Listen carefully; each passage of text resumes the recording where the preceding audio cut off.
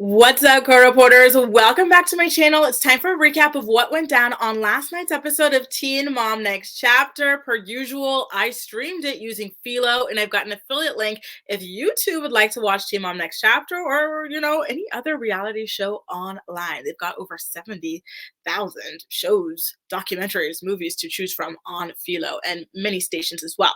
So I just, Taylor girl, like, I'm sorry, but I might have to drag you in this recap. The way you played yourself so damn hard. Oh, give me a moment. We'll get to that, you guys. But when the episode kicked off, we found out that Roxy was ready to come home after 1.5 months of treatment. And Briana talked to Shirley about this, and she seemed worried about Roxanne getting into other rugs, which I totally understand. And I really do hope that that does not ultimately end up happening. Now, Leah is seen driving with her daughter, Aliyah. Is this Aliyah or is this Allie? Aliana. I think this is Aliana. So they were driving, and I gotta say, Allie is so pretty. I think she's really, really pretty. And I love her curly hair. Like, she really has grown into herself, and it's just lovely to see. And Leah, PSA Leah, should I say, is ready to talk to her about her refusing to use her wheelchair. And I feel like we always knew that it would get to this point where, Allie, as she's like getting older and coming into herself and like really starting to recognize that she's, a lot different from other people, and maybe trying to rebel against that by overcompensating or like pushing herself too much. So this is the moment where Leah's like, listen, girl, we need you to start using that wheelchair a little bit more because like you need it for a reason. We're trying to conserve your muscles as much as possible because they're not like everybody else's muscles. The more you stress yours and use yours, the less time you'll have, able to walk and do all these things that you love to do.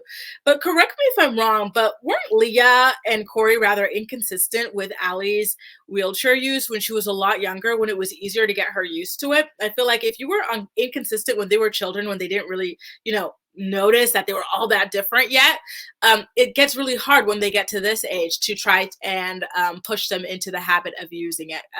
Again, I could be wrong, but I kind of remember them not kind of being more lackadaisical about her wheelchair use. And I think that this kind of is the manifestation of that. I do still think that she would have rejected it at a certain point in time, but I also feel like this kind of, might have contributed to that as well. Next up, Leah sits down to talk to her sister about Allie being in denial about her condition, which, okay, girl, but here's the thing. I want to know a little bit more about you. Like, why did Jeremy all of a sudden, like, pull up to your restaurant, start screaming at you with his girlfriend in tow? And what about your sister? Let's talk about her 90-day fiance situation where she boned the kayak instructor, the raw, the first night she met him and wound up with a kid. Like, why don't we find out about that stuff? Like, I like some of these PSAs she does, but some of them it's kind of like, well, what are you hiding? Because your life is a little messy over there, and I want some information about it. Now, speaking of messy lives, let's get into Cory and Taylor. Honestly, Taylor, that's the face I make when I watch their scenes. Like, girl, like, how do you play yourself this hard, then turn around and cry victim? You let this man impregnate you not once, but twice as a grown-ass woman. You weren't even a teenager. You were a fully formed woman, knowing you wanted to be married, knowing you were with a playboy who was kind of against marriage, right? So why would you put yourself in this position where after you perform a miracle, you sacrifice your body not once, but twice to produce children for this man, and you're the one begging him for marriage? Like, this is what happens when you do not own your power as a woman. Like, we are the gatekeepers of life, women. We are God on earth, So if you want to be married or whatever, especially if you want to have kids and stuff like that, like you have the upper hand, girls. Let me tell you. And since sometimes I do like to spill a little tea about myself, let me tell you, I've been dating this guy for a while now, and he really wants to have kids. And you guys know me, like I could live with kids, I could live without kids. You know what I mean? And so I told him, I said, listen, if you want to have kids, we have to get married. I am not ending up like this, out here popping out kids, trying to prove myself for X, Y, or Z. No, absolutely not. We're getting married first. And then after that, we can talk about your kids. And guess what, y'all? Guess what? That's how it works. Like, he knows I do not play that. And so if you're like me and, you feel that way, you have to lay down the law. Do not go out and pop out 1, 2, 3, 4 kids and then turn around and beg a man to marry you. That's just putting the cart before the horse. That's just playing yourself. But if you want to have kids and not get married, go ahead and do that too. But, you know, again, Taylor, come on now. Come on. And here's the thing. Taylor, like, she does so much for Cory, so it's really disappointing to watch him like continuously spit in her face like this with his like full like dentures out on display, laughing at her basically. Like, I tell people on the phone, you're my wife. Isn't that good enough? Like, it's for respect for you. So you think that calling someone your wife is respectful, yet you won't actually make her your wife. So is that not disrespect? Because to me, you're playing in her face. To me, you're calling her like, you know, a chump at the end of the day. And no offense, Taylor, but you kind of are a chump the way that you let this play out, right? And she's like, just like giggling there, like, but I'm not your life. You can't just call me that. Girl, you know, if you're so embarrassed to be walking around unmarried with children, why did you have these children unmarried? Quickly respond to me, because I do not understand. I hate to see people put themselves in terrible situations that make them unhappy and then turn around and play victim like they didn't walk into it like on their own volition. You know what I mean? It's just, it's insane to me. It really, really is. So like now here you are begging for this a ring from this man. How many years later? Like 7 years later on not one, but 2 different shows. Because we saw her begging on Family Reunion as well, crying and everything. Like, oh my God, this is terrible. It really, really is. Now, Cory also says, just because I don't have the ring or you don't have the ring doesn't mean you're not my wife. Well, okay, Cory, since you're heading out to film the challenge, how about this? Just because I do not have the certification to be a pilot doesn't mean I'm not a pilot. Let me fly you over there to film your show and see how quickly you understand how important proper documentation is, right? My God. And here's the thing. He's going to leave all these, she's going to be alone with all of these kids. This woman's like a single mom half the time. She is doing so much. She is above and beyond for this man. And she's still out here begging him for a ring. Like, I'm sorry, but this is insane. This family could not go on without her. She is the glue. She does the bulk of the child rearing and everything. Like, and then she brought these kids to this earth, right? And you're like, girl, I got to stop talking about it because it's just pissing me off, honestly. Now let's go into someone who she typically makes me happier, not Jade, but Big Gulp Christy, y'all. Like, I've been wondering where she is, right? I'm like, come on now, I haven't seen a gulp in a while. I haven't seen that straw or that, you know, beautiful cup struggling to fit in a cup holder. So Jade is at her house and she gets a call from her grandma telling her that Big Gulp Christy was sent to jail for 2 months over her probation violation. Oh my God. When will Gulp grow up? Like, she is just so annoying. She is such a burden to Jade. And it makes me so sad. I have to be honest with you guys.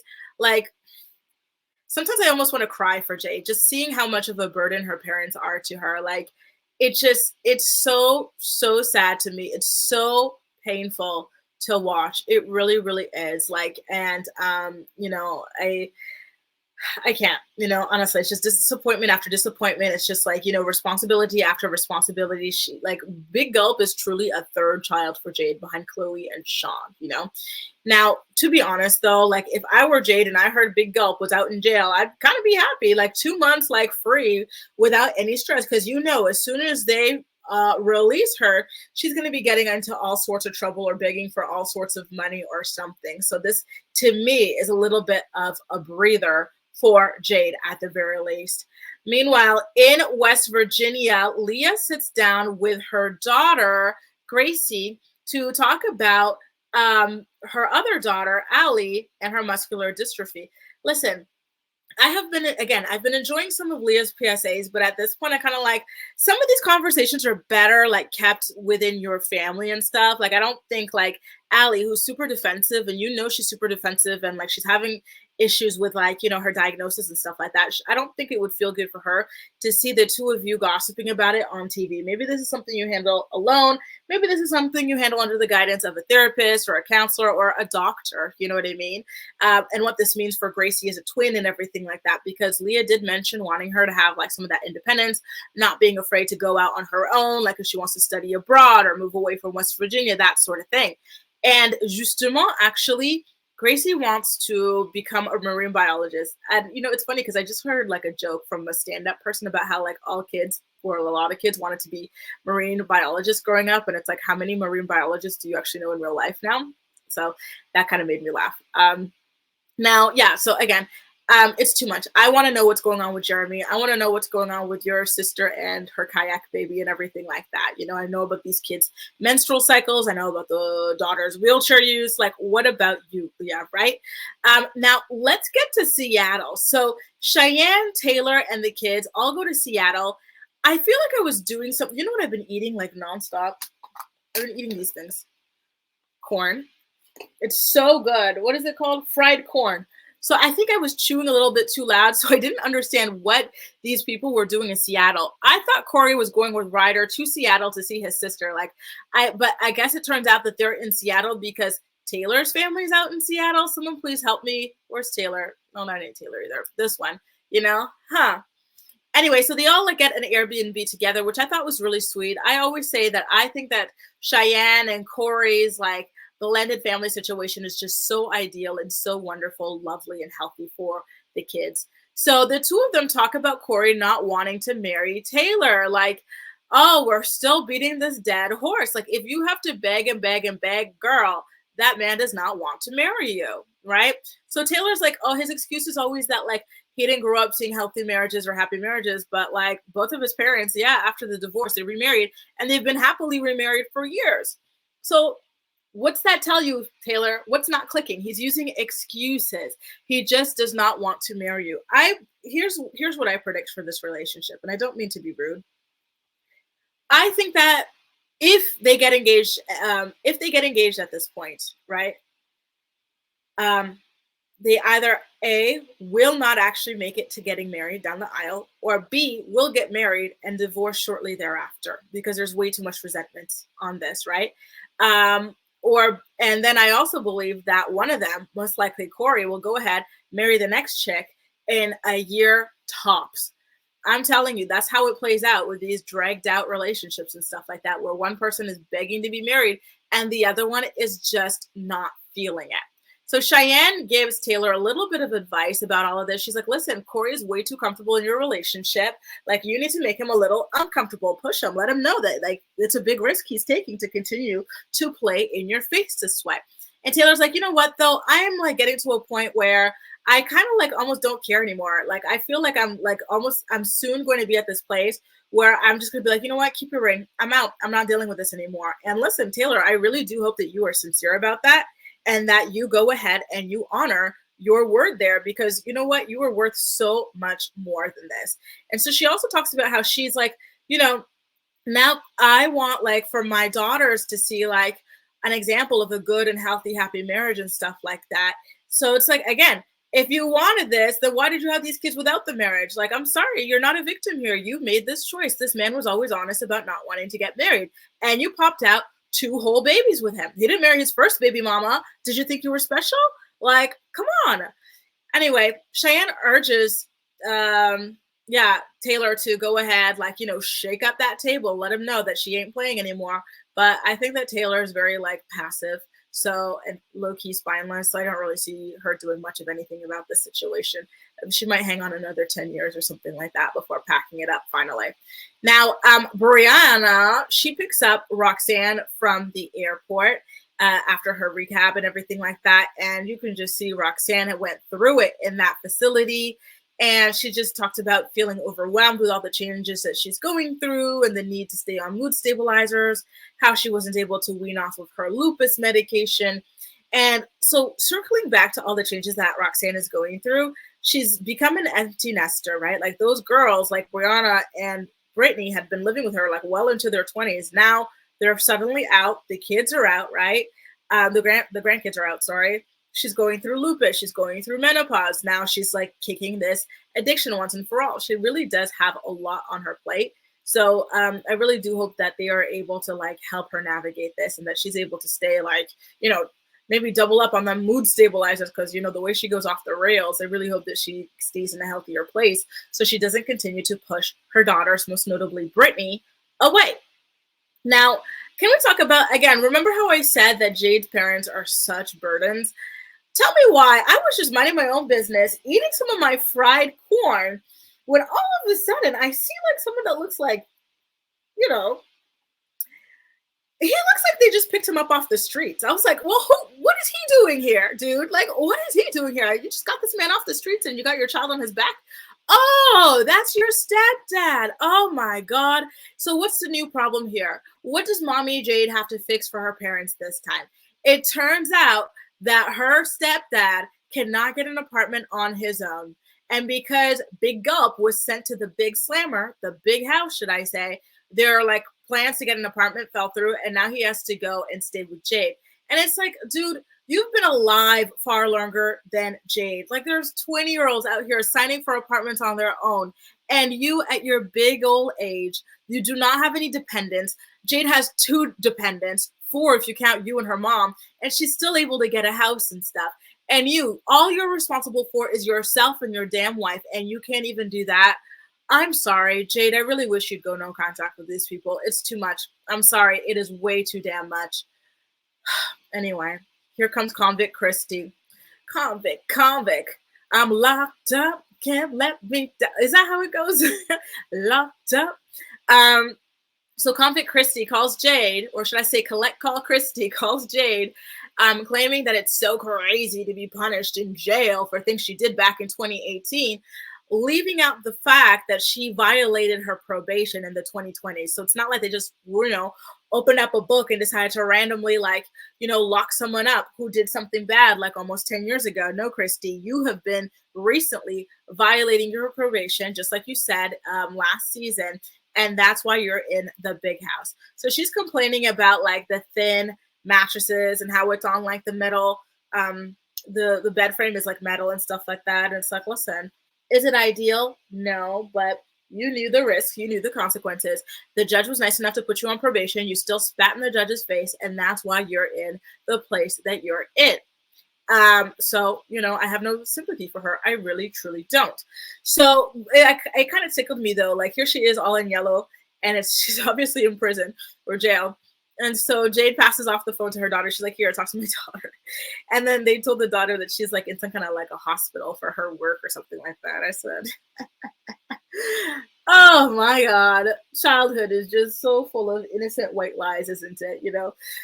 Anyway, now let's get into Leah giving her daughters walkie-talkies. Here comes Allie girl on the walkie-talkie. And this just brought back memories. Honestly, I always thought, because I grew up in a small town, then I went to a suburb. I always thought I wanted to be in like a big city. So that's why I went to Paris and everything like that. But now after 4.5 years, almost 5 years of living in the big city, I kind of want to go back to small town living. And little things like this remind me of like my childhood and how my parents gave us walkie-talkies that we would have to check in on every maybe twice an hour, 3 times an hour or something like that, or whenever they page us. And we just had our bikes, some pocket money, and then all of our friends from school, like we all lived in the same little community. And I don't know if you guys know Rockland. That's where I'm from. If you're like in Canada, the Ottawa area, you probably know Rockland. It's like a small town, and it was much smaller at the time. All we had was a little giant tiger. We didn't have like Walmart that they have now, all that stuff, And so like that was just life, man. Like those were the days, those were the times. Like we were living life for real. So anyway, I gotta say, you guys, and it's nothing against like Allie in particular. I think this is just kids like in her age range. But Leah goes to her room to talk to her about like the wheelchair stuff again. And Allie's very defensive. So I'm gonna say some things against the situation and some things to like defend Allie as well. So first of all, I think that maybe what set her off was Leah's tone when she approached her. Imagine you're you're disabled, right? And your mom comes to your room, but you're like disabled, but you can also walk too. You know what I mean? It's just that you need to conserve your energy. And all of a sudden, your mom comes in your room with a camera saying, have you been to that, new school you're going to? You go, yeah, I've visited it a couple of times now. Well, you can't walk to the front door. Excuse me? You know what I mean? Like, it's just, she came in a little bit like harshly towards this girl who's already struggling and she's about to go to a new school. Like, I feel like this is anxiety inducing to go to a new school and be the different girl and to make, these friends and this, that, and the other all over again. And then here you come talking about, you can't walk to the front door. girl, you know, at least turn the cameras off when you make this like giant announcement to me. Like, this is a huge announcement for Allie, right? So I think that that's why she was so hostile with Leah. But she just kept on making these faces, and she had this attitude, like you see it a lot in this image, like where she's like, yeah, well, I can. And if I say I can walk, guess what I'm gonna do, girl? Walk. Like that. And I'm like, oh my God, the patience, honestly, kudos to you parents out here, the patience to deal with like children's attitudes and the way children sometimes, and it's not just Allie, right? But the way children speak to you like you're a moron and they've been here like 20 years longer than you have, and that they're schooling you on stuff. Like, oh my God, I don't know how you guys do it. And I think I was probably like that too when I was younger. But honestly, like, hang on, my sister. Sorry, y'all. She was asking me what I wanted for dinner. So anyway, I'm like, honestly, you guys have so much patience to be dealing with this because it's not just Allie. Like, this is just how like kids in the preteen to teen phase speak to you. Oh, God bless you guys. Could not be me.